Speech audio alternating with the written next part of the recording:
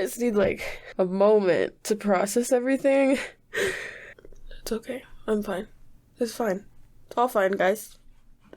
You all knew that this was gonna be what happened to me, and you all just sat quietly watching me, knowing that this is where this was going. I need a hug.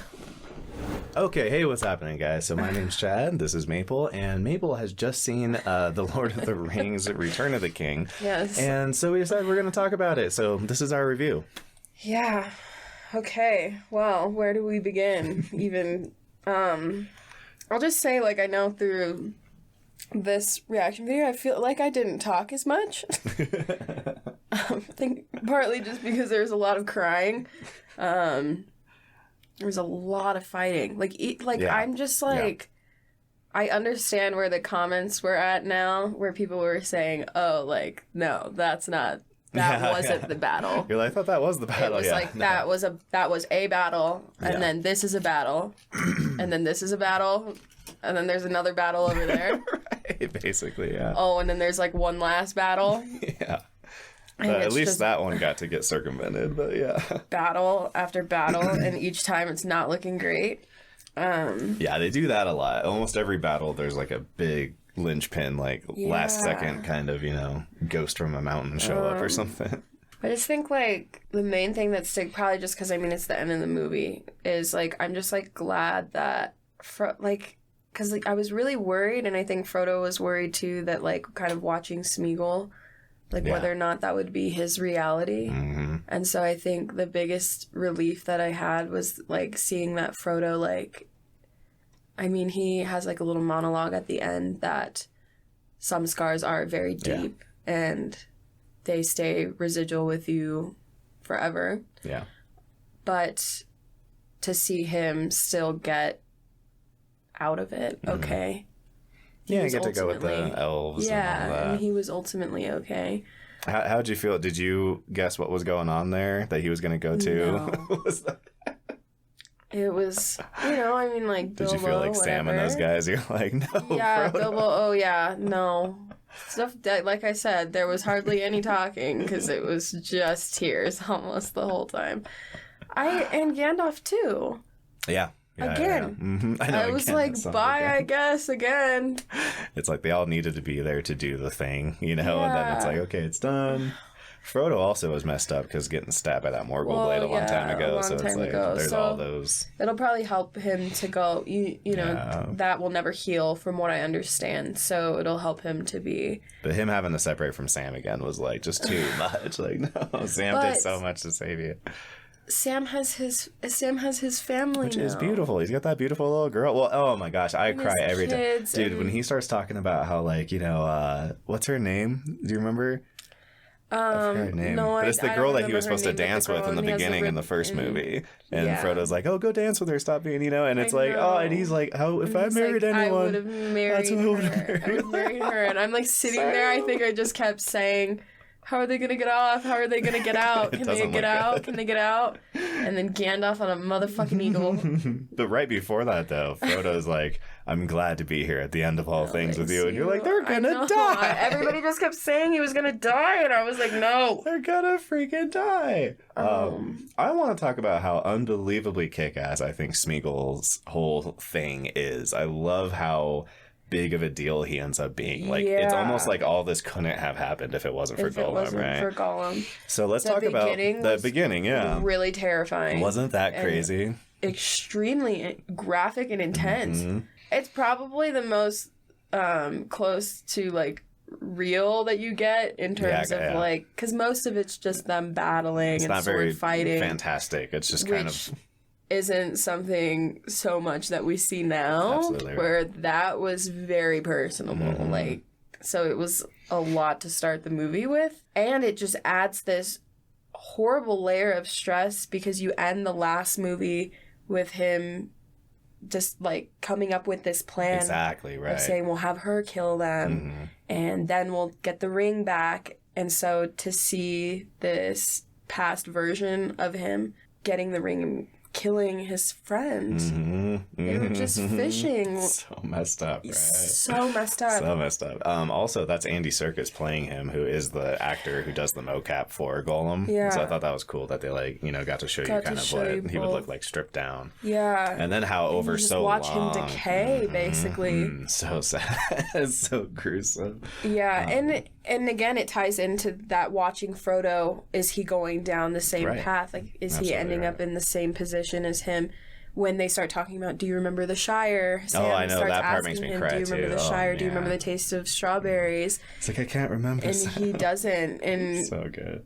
You know, it's watching Gollum, too, in his time lapse, seeing how he slowly didn't remember the taste of food or bread or any of that, and he's just eating raw fish and No, 100%. You're absolutely right. That correlation between those two is absolutely real. And that's why, you know, that precedes, like, everyone's favorite line of Sam being like, I may not be able to carry it for you, but I can carry you. And everyone's like, yes. The blonde girl, Eowyn. Mm-hmm. I'm so glad that she got to do more in this movie. Right. Well, they set it up. In the other movie, she's like, I don't want to just, like, be a, a damsel in distress hiding with the children. Right. It was good to see her. And there was a big villain who's, like, a named villain that no one else really has any, like, need to deal with. So it was like, she can kill the Witch King. When you go back and edit it, I thought she died for a second. I think they want you to think so, yeah. She was just unwell. Because everyone else is dying, too. I think they want you to think she's dead. I was like, what the fuck happened? Yeah, because they also turned around for 2 seconds and she died. They want you to think Mary died, too, I think. Yeah. They fake you out with a bunch of them. Like, they do. Theoden for sure dies. I know. So she has her little beautiful moment with him, which was nice. Theoden was there dying, and I was getting hit with, okay, Theoden's fucking dying. Sam is separated from Frodo. That was sad too when Gollum like Sam is just spins sobbing, it to get oh, that's so messed up, and Frodo starts like believing Gollum's crap or whatever. Like that was that really spider heartbreaking. Thing. So when you were like, who's her? What's that all about? Is that what you were expecting? No, I thought maybe some weird like witch thing or something, like siren or enchantress, some weird like lady. Not lady, but mythical, entity or something. So when Faramir was like, there's a horror that lives in those hills, he's heard about the spider, Yeah, and Sam, just watching him defend and fight, and at the end you so hope he carries him, because he does, and to like metaphorically through the whole thing he's been carrying him, to have him carry him a portion of the way, and then fucking Smeagol comes out of nowhere. Stupid Smeagol. And yet I still feel it's sad, but it's almost right that Smeagol dies with the ring. It feels like closure. It feels like this was. It's like, we're sorry, Smeagol, but like you're so far beyond. He's never gonna go back to just being a normal dude again. Actually, I'm gonna play you. Sorry, everyone, you can't get around the music, but I'm gonna play you. At the end of Two Towers is a song. The song that starts playing is by Emiliana Torini, and it's called Gollum's Song. Okay. And it literally is about like that. And I want you to hear it because it's really good. And it's like that's what the thing is like, if Frodo did get to that point, like it's too late. And there's no home for him to go to anyway, because it's been like 500 years, so there's nowhere to go. And there's no way. He just will never be over the ring or whatever. No. So him kind of dying with it, like it almost feels better that he seems to die happy, because he finally, after 3 movies, has it back. I cannot believe he bit Frodo's finger off. That was disgusting. It's also the like cost of like the hero has to travel into the underworld, and now he's here with all the fire. But Frodo and then you have to have taken it off. That's what I mean. Is like the hero has to lose something, So like it's like it cost him physically. He loses his finger. He would not have taken it off. He lost. Like the Fellowship fails at the very end, right when he gets there, and he pulls the Isildur, and that's why I mean like Gollum's so important, because if it wasn't for Gollum, the whole thing it wouldn't have failed. And then Aragorn and all those guys are all just dead. They're all just going to get killed by the billion orcs that came out, And so, it was so good. How cool was it, the visual they did when the eye comes down and explodes? It explodes. Yeah. Well, even just when the gates, like, open and you see, like, all of the orcs and the beam of light behind them. Yeah, that's how he sees with the beam. Yeah. What about the mouth of Sauron who shows up to treat with? Yeah, gross. Everyone always gets creeped out by that, dude. Nasty. Also, yeah, and then Aragorn just freaking is like, F you, bro. Yeah, cuts his head off. I don't believe it. I know, and then Gimli... And he what does he say? Well, I guess that's the... End of negotiations. And then he gives that killer speech. Such a good speech. Yeah. It's the, there will be a time when the faith of man will fail, but that day is not this day. No, I just love him so much. Which is a cool reference, I feel like, a little bit to... he says a similar thing talking to Boromir, where he's like, there may come the day, when all the men fail or whatever, but as long as I live, I'll do what I can. Yeah, and I'm glad Arwen turned her horse around. Yeah. I mean, she saw her little vision, Yeah, her son and everything. And everything, and so that was, I was thankful for that moment in the movie, because... You needed a little bit. I needed a little bit, yeah. Oh my god. So then they go into, what do you call it? They go into those mountains to go see about those traders, who've been cursed, basically. And, that was badass. And I was super stressed for a second because they come out, after all of the skulls and bones start landsliding everywhere. Yeah. And they see the ships coming in. From the Easterlings, yeah. And I'm glad that... And it's amazing that he was able to just set all of those souls free too. Exactly right. Like he's a hero, Yeah. Like they've been cursed for so long because they were cowardly back in the day, when Farazil was there, and now they have this attitude, And so when he's like, the line is broken, and he stops the sword, and it's like it's been remade. It's like, and all of them are, even though they're all dead and just like a bunch of ghouls, everybody in the room's kind of like, what? I know, and But that's why it's cool that he has the ability now to be like, I can forgive you, for you guys can do one more honorable thing. It is a little, hey man, you got this like invincible ghost army. Why don't you just send him to go kill all the orcs at the end? But whatever. But it's him sticking to his word, you know? Yeah, for sure. Because he could totally. But that's what is beautiful about him, is that he never did anything for the power. Yeah, he doesn't take advantage of anybody. He doesn't. Yeah, and so he's just amazing in that way. He really is. Yeah, and even though they could have totally still used all of that reinforcement, invincible ghost army. Yeah, basically, I know they just like the green cloud of all of them just rolls over everything. They can't get hurt back, but they can kill you. I know, it's so funny when they jump off the ship, and they're like, stupid pirates, always late. And then it's just them and the Gimli over the ship. And all the orcs are kind of bewildered a bit. So how do you feel about the whole story? All three movies? It's so good.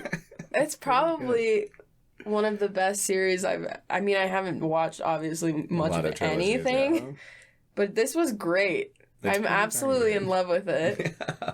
If I can, over this next year, I want to try to read the books. Yeah. If I can get through them. Like I've said, if I haven't been sold on it yet. But this movie, the third one, I just think it's probably the first and this one. Yeah. Because the middle one kind of bridges everything.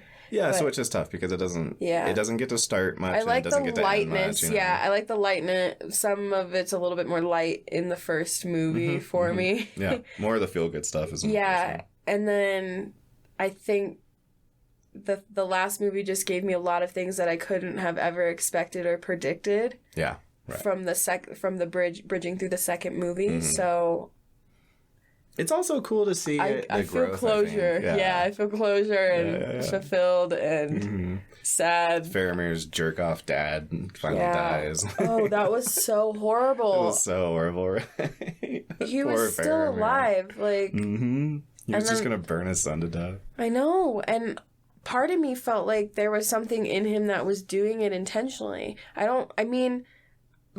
Not consciously, but something in his subconscious. I think he absolutely was, yeah. I think maybe even... even a little bit. There was almost a hint to it, and I mean, I'm sure it could be arguable from either end whether or not he was, and who knows what the detail of the books is. He's straight up got the wrong kid died kind of attitude, you know? And it's just gross. I mean, Pippin was yelling, I think, the whole time, telling him, dude, he's alive, he's alive.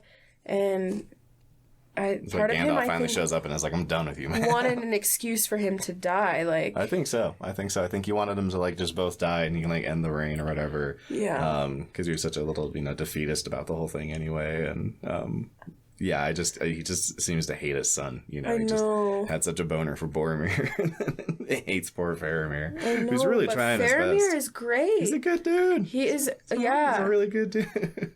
Yeah, it was messed up. Yeah. I'm trying to think of any other major... I mean... Well, because a million things happen, but I think that kind of covers most of the big old... Yeah. Surviving the spider, basically just a lot of Frodo and Sam having to, like, work their way through Mordor. Yeah, and get past the orcs. I'd say during the fight scenes, it's interesting to see how they were able to maneuver around such big obstacles, too. Because the Oliphaunts, I was shook, dude. The fact that some of them knew, okay, if you hit the rider and you can get them to turn over. Yeah. And Legolas took one down by himself. Yeah.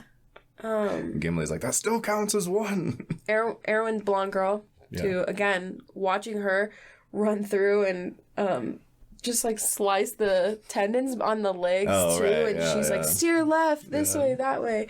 I liked watching her and Mary kind of bond over the similarities of her kind of being overseen as a woman in battle. Yeah, and they're both left out. He's told to just straight up stay behind. Small to fight, or that he would be basically dead weight. And she he says too, like, I can't, I'm not going to ask any of my riders to carry you the whole way. And everyone volunteers to carry him. It's awesome. Yeah. I know. And then she kills the Witch King. And then she freaking does the damn thing.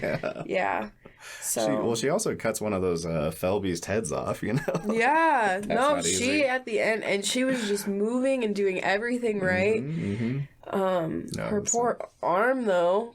God, yeah. And then I thought she died, so that was traumatic. And then she came back. Ridiculously large morning star he's swinging around. It's like he's swinging around a car door. No, it's so I know. And he like drops it down, and it's this pan of the camera showing it, and she's just so little right there with it, and she just straight stabbed him in his face of what would be his face. Yeah, that was his black hole. I don't know what this would be. If you read the book, she actually has like a kind of a speech that she gives that's a little bit more clever than just "I am no man," but in essence, that's the gist. Yeah, and that was kind of like he's this weird cursed being that like can't die, and so it's like by any man's sword, and so she stabs him.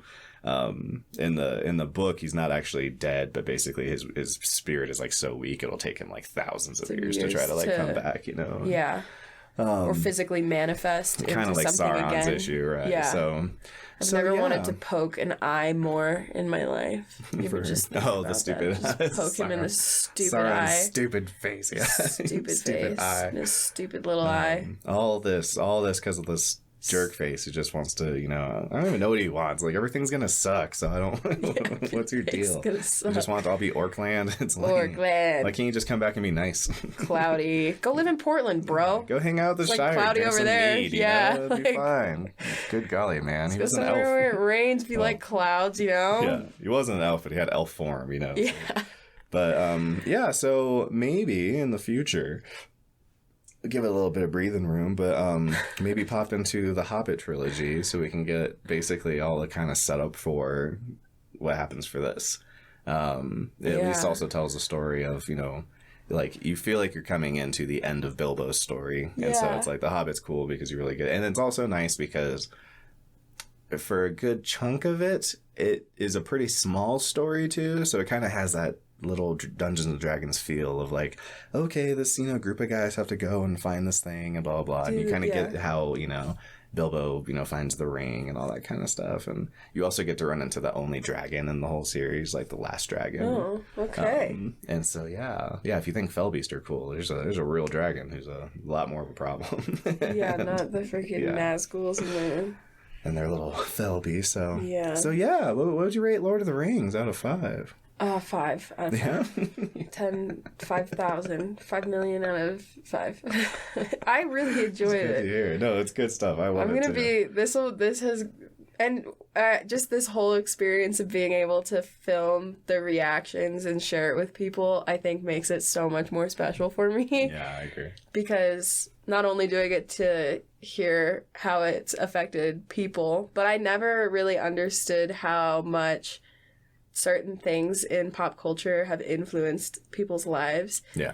And have just shaped their memories or their childhood or things that they've experienced.